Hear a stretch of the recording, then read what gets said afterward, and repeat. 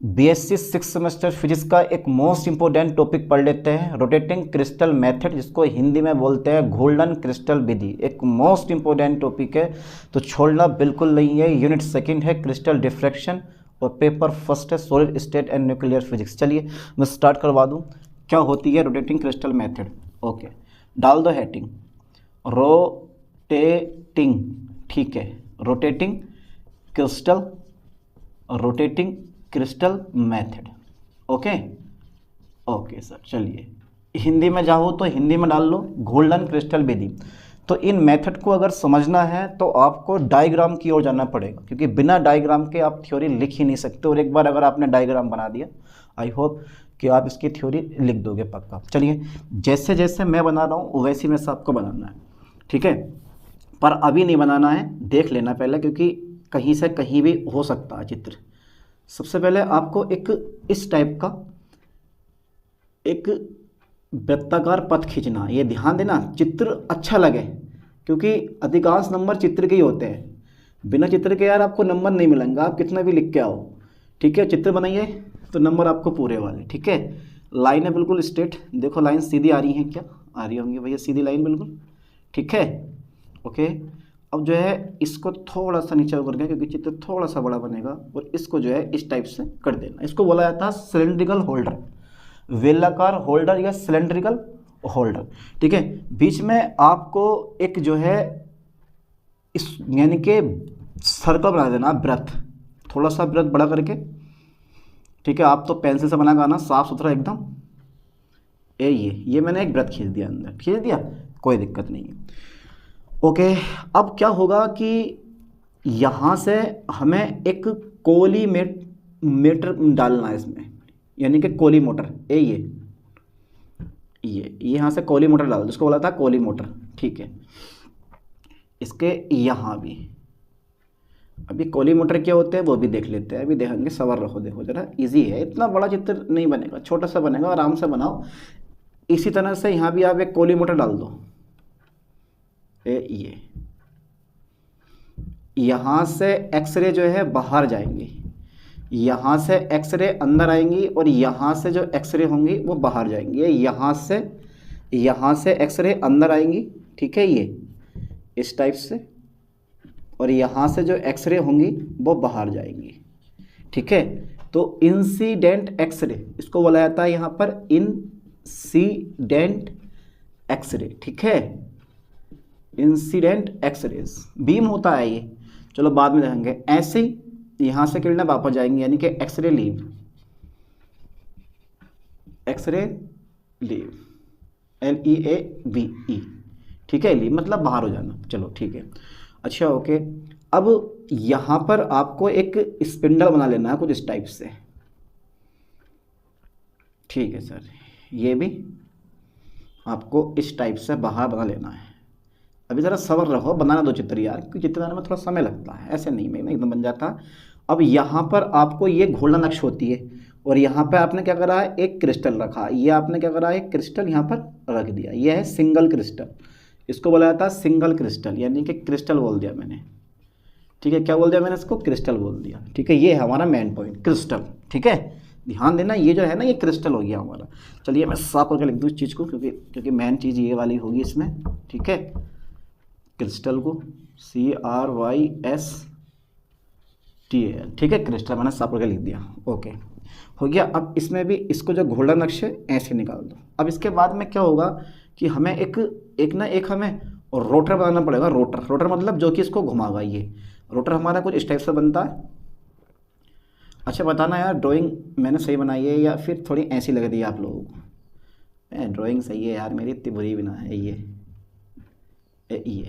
ठीक है, ऐसे करके आपने बना दिया इसको, चित्र को, ठीक है। ये शो कर दिया है ना। अब इसको थोड़ा सा नीचे निकाल दो, इसको थोड़ा सा मैंने क्या कर दिया, नीचे निकाल दिया, और इसको जो है अपना एक जैसा तार होता है उस टाइप में मैंने रूप दे दिया, ठीक है। ये घूमेगा इधर को, एंटी क्लॉकवाइज घुमाएंगे इसको हम। जब ये घूमेगा तो जो क्रिस्टल होगा ना ये भी घूमेगा, तभी तो बोलते हैं इसको रोटेटिंग क्रिस्टल मेथड, कि क्रिस्टल को हम बार बार घुमाएंगे। ऐसे भी घुमाएंगे, ऐसे भी घुमाएंगे, ऐसे भी घुमाएंगे, ऐसे भी घुमाएंगे, हर तरफ से घुमाएंगे, फिर धब्बे प्राप्त करेंगे, उन्हीं धब्बों का विश्लेषण करके हम क्रिस्टल के स्ट्रक्चर ज्ञात कर लेंगे। ज़्यादा बड़ा नहीं होता, बस जितने जितने याद होना चाहिए। आप थोड़ा सा इसमें और सो डाल दो, इसमें थोड़ा सा और सो डाल दो। ये सब सोई तो डाल रहे हैं हम, और क्या कर रहे हैं भाई, ये इसका काम थोड़ी ना बस सो बना रहे हैं कि भाई ये ऐसे होता है, ठीक है। ये सब हमने सो डाल दी। लो साहब, चित्र बढ़िया लगेगा आपको, मुझे पता है चित्र इंपॉर्टेंट है, बढ़िया लगेगा, ठीक है। अब इसमें जो है ना कुछ लाइनें ये वाली खींच दो, ठीक है। ये लाइनें मैंने खींच दी, जितनी मर्जी आपकी 4 या 5 जो भी लाइनें आपको लगता है कि भाई यहाँ पे इतनी लाइनें आनी चाहिए, उसके हिसाब से आप लाइन खींच देना। ये ना तो कुछ टाइम लगेगा भैया बनाने में चित्र को, क्योंकि चित्र थोड़ा सा बड़ा बनेगा। ये अब ये सर खेलते हैं, ऐसा करके ये सही करके बढ़िया करके लाइनें खींच दो, फिर इधर खींच दो लाइनें, ठीक है। खींच दो लाइनें ये वाली, ये लाइनें खींच दो, और फिर ये लाइन खींच दी हमने, ठीक है। ऐसे इधर को भी, नीचे को भी, ये इतनी बड़ी बड़ी लाइनें हैं यार ये ठीक है। इस टाइप से आपको लाइनें खींच देनी है। अब इसको बोलते हैं हम कोली मोटर, ठीक है, कोली मोटर, ठीक है। ये भी हमारा कोली मोटर है, ये भी हमारा कोली। ये रोटर हो गया हमारा, इसको बोला था रोटर, ठीक है। ये है हमारा रोटर, एंटी क्लॉकवाइज में घुमा रहा है ये, ठीक है। और ये हो गया हमारा स्पिंडल, घुमाने वाला, स्पिंडल तो बोलते हैं घुमाने वाले को। और ये वही हमारी गोल्डन एक्सिस, यही हमारी क्या गोल्डन अक्ष भी हो गई, जहाँ पे ये घूमेगा, गोल्डन अक्ष बोल दिया मैंने इसको, ठीक है। ये मेन काम गोल्डन अक्ष का बहुत ज़्यादा बड़ी यूज़ होगा, गोल्डन अक्ष, ठीक है। बस बन गया हमारा चित्र। इतना सा चित्र होता है यार। अब बताओ कहाँ ज़्यादा डिफिकल्ट है। बनाओ आप भी बढ़िया करके चित्र को सही करके बना लोगे ना कम्प्लीटली चित्र, जैसे मैंने बनाया है। कोई मैंने देखो अब तुम्हारे सामने बनाया, कोई मैंने बनाया नहीं, तुम्हारे सामने बनाया मैंने, खुद देखो तुम। चलिए अब देखते हैं। तो इस मेथड का यूज़ सबसे पहले ना, इसका जो प्रस्ताव रखा, जो ये विधि दी, किसने दी, 1919 में पहले मतलब इस विधि का प्रतिपादन करा, और उनका नाम था स्काई वोल्ट। और फिर उसके बाद में एम पोलानी ने 1921 में इसमें शोधन करा, ठीक है। तो दोनों का नाम आता है, तो मैं लिख दे रहा हूँ कि इस विधि का जो आविष्कार है, ठीक है, यानी कि इस विधि का आविष्कार, ठीक है, किसने करा, इस विधि का आविष्कार। ये लिख लो यार, क्योंकि काम में आता है ना, इस विधि का आविष्कार, ठीक है। 1919 क्या नाम है, स्काई वोल्ट, तथा 1921 में स्काई वोल्ट, तथा 1921 में किसने करा है, क्या नाम है, एम पोलानी, ठीक है, ने किया था, ओके। अब ये इस मेथड का यूज़ कहाँ करते हैं हम, बताओ जल्दी, कि इस विधि का यूज़ कहाँ करते हैं भाई हम, यानी कि इस मेथड का उपयोग, इस विधि का प्रयोग जो होता है वो क्रिस्टल की संरचना ज्ञात करने में होता है, ठीक है।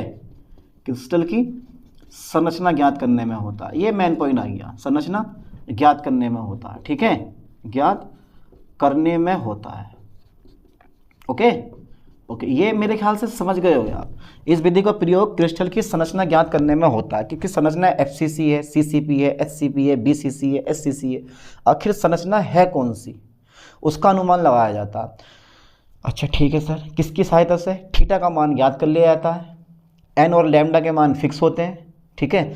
बचा क्या हमारे पास, थीटा का मान ज्ञात कर लिया जाता है, n लैम्डा का मान फिक्स होते हैं, तो ब्रेक इक्वेशन में रख के निकाल लेते हैं d का मान, यानी कि दो लेटिस प्लेन के बीच की दूरी। अब देखो इस मेथड में जब हम यूज़ करते हैं ना, वो मोनोक्रोमेटिक एक्सरे यूज़ करते हैं। अब मोनोक्रोमेटिक एक्सरे क्यों यूज़ करते हैं, क्योंकि मोनोक्रोमेटिक यानी कि केवल एक वर्णी आपने एक्सरे यूज़ करा है तो उसका तरंग दैर्ध्य बिल्कुल फिक्स हो जाता है। आपने ब्रेक इक्वेशन का पढ़ा होगा, 2d साइन थीटा बराबर कितना होता है मेरे पास, n लैम्डा, ठीक है। अगर लैम्डा फिक्स कर दिया मैंने बिल्कुल कि भाई मोनोक्रोमेटिक एक्सरे, इसका मतलब है लैम्डा का मान फिक्स हो गया, ठीक है। बस चेंज क्या होगा, वेरिएबल क्वांटिटी कौन सी होगी हमारी, थीटा होगी। n का मान भी निकाल लेते हैं, ये बताऊंगा कैसे निकालेंगे हम। और बाकी फिर d का मान, दो लेटिस प्लेन के बीच की दूरी हमारी ज्ञात कर ली जाती है। फिलहाल तो हमें चाहिए थीटा ओनली, थीटा निकल जाएगा, सारा काम हो जाएगा। चलिए ठीक है, यानी कि इस विधि में, ओके, इस विधि में ओके सर, इस विधि में हम करते क्या है भाई, इस विधि में मोनोक्रोमेटिक, ध्यान देना, मोनोक्रोमेटिक एक्सरे, ठीक है, एक्सरे बीम बोल दो या एक्सरेज बोल दो, एक्सरेज का उपयोग कर किया जाता है, ठीक है, उपयोग किया जाता है, उपयोग किया जाता है, ठीक है, ओके। अच्छा ठीक है, इतना मैंने लिखवा दिया। कौन सा, मोनोक्रोमेटिक एक्सरेज का यूज़ किया जाता है, क्योंकि लैम्डा का मान क्या होता है, फिक्स हो जाता है, ठीक है। अब होता क्या है कि देखो सिंगल क्रिस्टल को, यानी कि इस क्रिस्टल को और इसका जो डायमेंशन होती हैं वो 1 mm से भी कम होती हैं, लगा लो 1 mm से भी कम होती हैं। क्या होता है कि 1 mm से कम होती हैं, क्या किया जाता है, घुमाया जाता है। अब सोच लो आप, यानी कि क्रिस्टल को घुमाया जाता है, किसके परिता, घूर्णन अक्ष के परिता। इसलिए मैंने बोला बहुत ज़्यादा यूज़ होगा, इसको आप निश्चित अक्ष भी बोल सकते हो, यानी कि क्रिस्टल को घूर्णन अक्ष के परिता घुमाया जाता है, इतना समझ लेना आप। तो यहाँ दे रहा हूँ मैं क्रिस्टल, ठीक है, क्रिस्टल जिसकी डायमेंशन, जिसका आयाम ही बोलते हैं, जिसकी डायमेंशन मतलब जिसका आयाम या जिसकी डायमेंशन बोले, चलो मैंने डायमेंशन, इसकी डायमेंशन 1 mm से कम है, 1 mm से कैसी है, कम है, ठीक है, घूर्णन अक्ष के परिता, ध्यान देना, घूर्णन अक्ष के परिता, ठीक है, घूर्णन अक्ष के परिता घुमाया जाता है, ठीक है भैया, घुमाया जाता है। Okay sir, okay. Next point, ठीक है, ये क्रिस्टल है, इसका जो डायमेंशन है वो 1 लंबाई चौड़ाई ऊंचाई 1 mm से भी क्या होगी तुम्हारे पास, 1 mm रखो या इससे कम रख दो, कोई दिक्कत नहीं है, ठीक है। घूर्णन अक्ष के परिता, घूर्णन अक्ष के परिता घुमाया जाता है। घुमाने का मतलब समझ रहे हो ना, अरे भैया जिस कोण पर इसको घुमाया जाता है, यानी कि कोण का मान चेंज करना। अब ये मत सोचना है घूर्णन अक्ष ऐसी है तो ऐसे घुमाते रहेंगे इसको ऐसे, तो क्रिस्टल कुछ इस तरह से सेट होता है कि जो घूर्णन अक्ष है उसको ये क्रिस्टल ऐसे रखा हुआ होता है, तो उसको आप ऐसे भी घुमा सकते हो इस टाइप से, इतने कोण पे, फिर इतने कोण पे भी घुमा सकते हो ऐसे करके। तो जब ऐसे झुकाओगे तो ये देखो एक्सरे बीम आ रहा है, एक्सरे आ रहा है, जब इसको ऐसे था, ठीक है, लंबक था 90 डिग्री कोण पे था तो ये ऐसे रखा था, फिर जब आपने ऐसे करा तो एक्सरे आगा, यहाँ टकरागा, टकराने के बाद उसके धब्बे जो हैं यहाँ बन जाएंगे, नहीं बन जाएंगे। फिर कभी एक्सरे ऐसे होगा, यानी कभी क्रिस्टल जो होगा वो ऐसे होगा, एक्सरे आगा तो धब्बे नीचे बन जाएंगे, नहीं बन जाएंगे। और जब ये समांतर होगा इस टाइप से तो एक्सरे आगा और उसका जो है परावर्तन नहीं होगा, वो सीधे जो है निकल जाएगा। ये 3 कंडीशन होती हैं, समझ गए। ज़्यादा कंडीशन नहीं, क्योंकि थीटा का मान तो लगातार चेंज होगा, जब तुम घुमाओगे, जब ऐसे करके घुमा रहे हो उसको, तो थीटा का मान तो लगातार चेंज होगा। उसमें करना क्या, आपको कभी क्रिस्टल को ऐसे कर देना है तो धब्बे ऊपर बन जाएंगे, एक बार क्रिस्टल को ऐसे कर देना है धब्बे नीचे बन जाएंगे, और एक बार क्रिस्टल को ऐसे कर देना है तो धब्बे जो है बिल्कुल क्षैतिज तल में बनेंगे। बस 3 कंडीशन लेनी है, इससे ज़्यादा हम नहीं लेंगे, ठीक है, ओके। तो क्रिस्टल जिसकी डायमेंशन 1 mm से कम है, घूर्णन अक्ष के परिता घुमाया जाता है, तब क्या होता,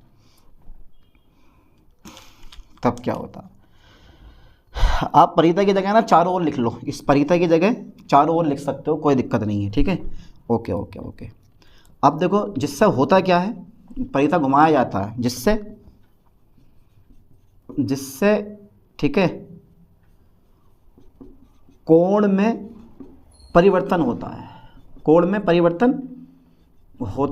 है, ठीक है, जिससे कोण में क्या होता है, परिवर्तन होता है। अब जब कोण में परिवर्तन हो गया, अब जैसे ही एक्सरे बीम क्रिस्टल पर डाला जाता है तो कोण में अंतर के कारण, ठीक है, भिन्न दिशाओं में एक्सरे का क्या होता है, परावर्तन होता है। ध्यान देना, जब एक्सरे ठीक है, जब एक्स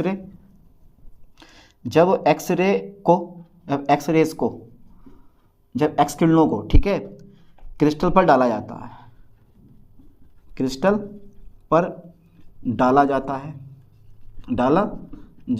है तो कोण में अंतर के कारण, कोण में अंतर से तलों द्वारा, तलों मतलब जो प्लेन्स होते हैं, ठीक है, तलों द्वारा, किसके, इस वाले क्रिस्टल के जो प्लेन होंगे, तलों द्वारा भिन्न परावर्तन होता है। भिन्न क्या होता है, परावर्तन होता है, भिन्न परावर्तन होता है। ठीक है, ध्यान देना, भिन्न भिन्न क्या होता है भाई, परावर्तन होता है। जब एक्सरे को क्रिस्टल पर डाला जाता था कोण में अंतर से तलों द्वारा भिन्न भिन्न क्या होता है, परावर्तन होता है।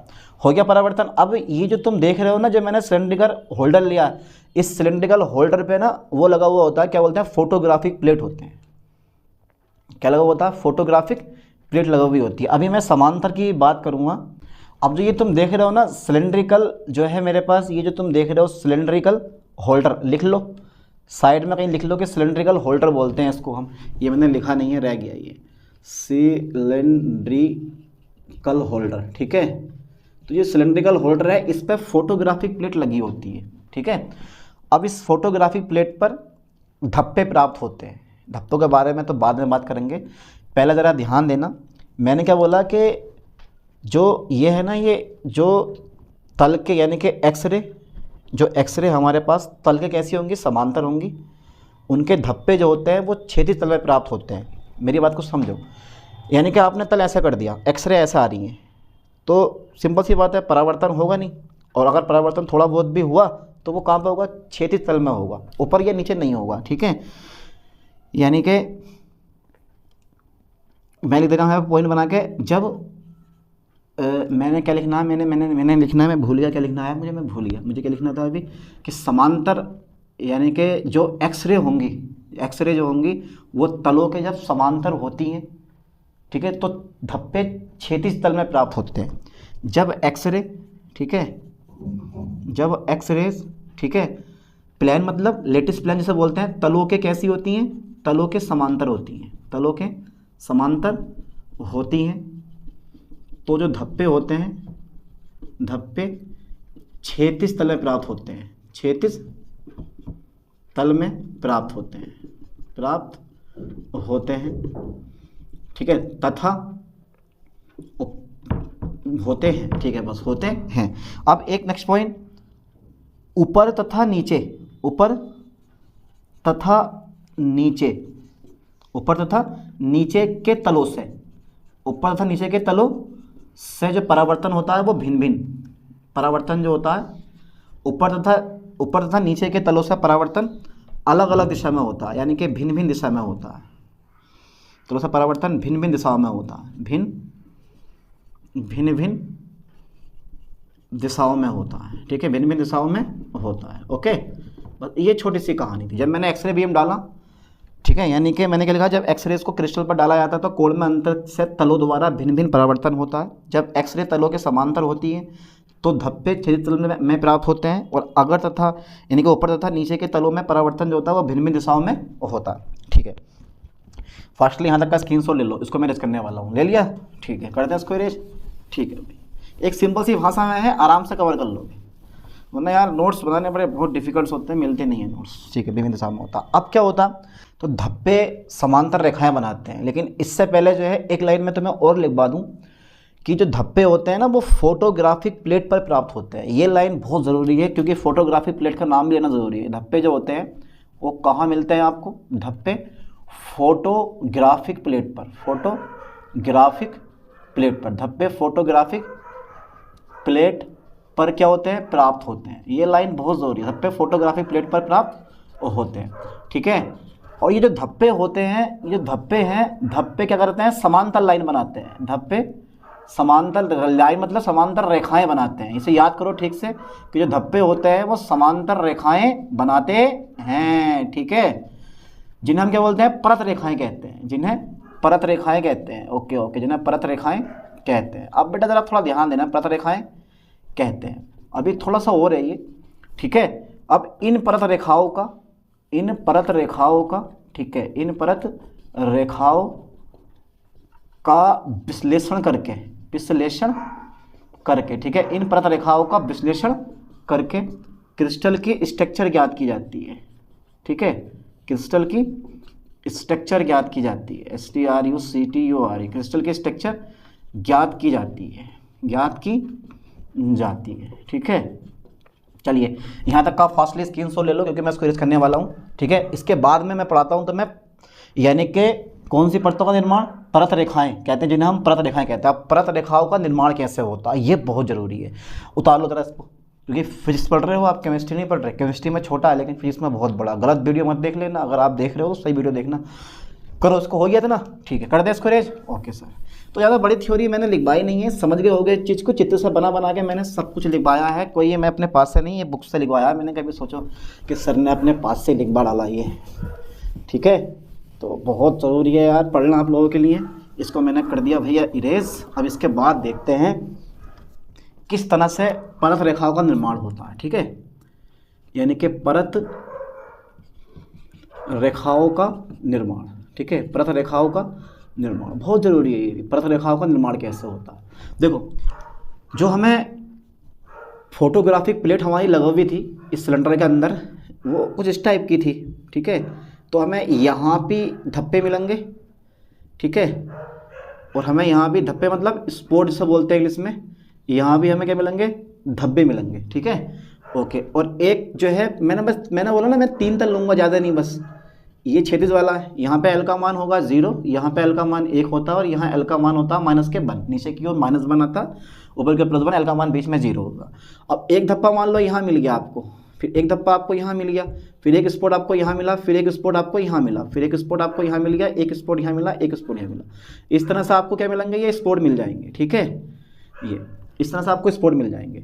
ऐसे ही मान लो यहाँ पे हमारा क्रिस्टल था ये वाला, ठीक है। अब मान लो इस पे आपको जो है यहाँ से यहाँ मिलेगा एक स्पॉट आपको, मान लो यहाँ स्पॉट मिल गया, फिर यहाँ आपको स्पॉट मिल गया, फिर एक स्पॉट आपको यहाँ मिला, एक स्पॉट आपको यहाँ मिला, ठीक है। एक लेयर ये हो गई। फिर आपको एक स्पॉट यहाँ मिल गया, मान लो चलो एक स्पॉट यहाँ मिल गया, फिर एक स्पॉट आपको यहाँ मिल गया, ऐसे यहाँ मिल गया स्पॉट आपको, ऐसे यहाँ मिल गया, ऐसे भैया बीच में मिल गया, बहुत सारे स्पॉट मिल जाएंगे। तो 3 लेयर मैंने बना दी। अब ध्यान देना, मैंने तुम्हें क्या बताया था एक बार कि ये x होता है, ये y होता है, और ये मेरे पास क्या होता है, z होता है, ठीक है। तो यह वाला जो तल है, यहाँ से यहाँ तक की दूरी a होगी, फिर यह वाला तल जब समांतर होगा तो दूरी मेरे पास डिस्टेंस b हो जाएगी, यह वाली क्या हो जाएगी मेरे पास c हो जाएगी, ठीक है। ये तो लिखवाया था मैं एक बार मैंने। ये वाला तल अगर मैं ले लूँ इधर को, तो a यानी कि जो ये b काटेगा अंतःखंड, जो x अक्ष पे कटेगा अंतःखंड वो हमारा a होगा, जो y अक्ष पे कटेगा b होगा, z अक्ष पे कटेगा वो कौन सा होगा मेरे पास, अंतःखंड c होगा, ठीक है। अब इन ए बी सी को हमें फाइंड करना। देखो ध्यान से देखना जो मैं लिखवा रहा हूँ, पहला पॉइंट, ठीक है। जब क्रिस्टल को इस प्रकार रखा जाता है, जब क्रिस्टल को इस प्रकार रखा जाता है कि जो घूर्णन अक्ष, यानी कि जब क्रिस्टल को इस प्रकार रखा जाता है कि मैं कौन सा ले लूँ पहले, सी ले ले, सी वेक्टर जो होता है, यानी कि सी वेक्टर की जो अक्ष होगी, सी वेक्टर की जो अक्ष होगी वो घूर्णन अक्ष के समांतर हो। यानी कि जब क्रिस्टल को इस प्रकार रखा जाता है, जब क्रिस्टल को इस प्रकार रखा जाता है, इस प्रकार रखा जाता है, जब क्रिस्टल को इस प्रकार रखा जाता है कि सी वेक्टर की अक्ष, कि सी वेक्टर की अक्ष जो होती है, ठीक है, वो घूर्णन अक्ष के कैसी हो, घूर्णन अक्ष के समांतर हो, समांतर हो। तो सभी तलों के, ध्यान देना, तो सभी तलों के जो मिलर इंडाइसिस होंगे, मिलर इंडाइसिस, ठीक है, वो कितने हो जाएंगे, मिलर इंडाइसिस एच के 0 होंगे, ठीक है, एच के 0 होंगे। समझ में आया ये वाला, ये ध्यान देना। और फोटोग्राफ इसका जो है ना, इसका यानी कि फोटोग्राफिक प्लेट का उपयोग करके, ठीक, हम सी का मान ज्ञात कर सकते हैं। इसके पश्चात फोटोग्राफिक प्लेट, इसके पश्चात जो फोटोग्राफिक प्लेट है, फोटोग्राफिक प्लेट का उपयोग करके, ठीक है, सी का मान ज्ञात किया जा सकता है, याद किया जा सकता है। इसी प्रकार ध्यान देना, इसी प्रकार ए वेक्टर का जो आगा ना मिलर इंडाइसिस, यानी कि ए वेक्टर के मिलर इंडाइसिस, यानी कि जिस पे भी हमारा ए वेक्टर होगा के मिलर इंडाइसिस कितने हो जाएंगे, मिलर इंडाइसिस जल्दी बताओ, ए वाले के यानी कि 0, क्या एच के एल होता है ना, 0 के एल हो जाएंगे, ठीक है, तथा बी वेक्टर के, कितने हो जाएंगे, के एच के यानी कि H0L होंगे, ठीक है, L होंगे, समझ गए। इसी प्रकार यानी कि इसके भी मिलर इंडाइसिस 0KL हो जाएगा और बी वेक्टर के भी मिलर इंडाइसिस S0L हो जाएंगे, ठीक है, हो गए। अब क्या है कि यहाँ से आप बी और सी ज्ञात कर सकते हो तथा बी तथा सी का मान ज्ञात किया जा सकते हैं। बी तथा ए तथा वी के मान ज्ञात किए जा सकते हैं। अतः ठीक है, इस प्रकार क्रिस्टल की, ठीक है, क्रिस्टल की डायमेंशन ज्ञात हो जाती है। क्रिस्टल की डायमेंशन यानी कि ए बी सी का मान, क्रिस्टल की डायमेंशन ज्ञात हो जाती है। तो ये मैंने पूरा फाइल करवा दिया, ठीक है। और अभी लेयर जो बनानी है ना मुझे, लेयर, क्योंकि डायमेंशन, ठीक है, जो मुझे लेयर बनानी है वो लेयर कुछ ऐसे बनती है। एक लेयर ये आ गई मध्य परत, इसके ऊपर आ गई परत, इसके ऊपर परत आ गई, तो यहाँ पे L बराबर 1 हो जाएगा, यहाँ पे L बराबर 0, यहाँ पे L बराबर -1। तो ये हो गई तुम्हारे पास परत रेखाएं, ठीक है। तो इस तरह से हमारी परत लेयर बनती है। अच्छा, अब एक चीज़ और है, ये वाली जो डिस्टेंस है हमारी वो कितनी हो जाएगी, हमारी C हो जाएगी, ठीक है। तो सिंपल सी बात है, दो लेयर के बीच की दूरी D मिल गई आपको, मतलब कि D का मान मिल जाएगा, तो आप निकाल सकते हो बड़ी आसानी से, ठीक है। तो मैंने क्या लिखा लास्ट में, कहता है इस प्रकार क्रिस्टल की डायमेंशन ज्ञात हो जाती है। तो आप भी निकालो सही करके। इसी तरह से A B C भी आप फाइंड कर सकते हो। चलिए मिलते हैं नेक्स्ट वीडियो में नेक्स्ट लेक्चर के साथ। थैंक्स।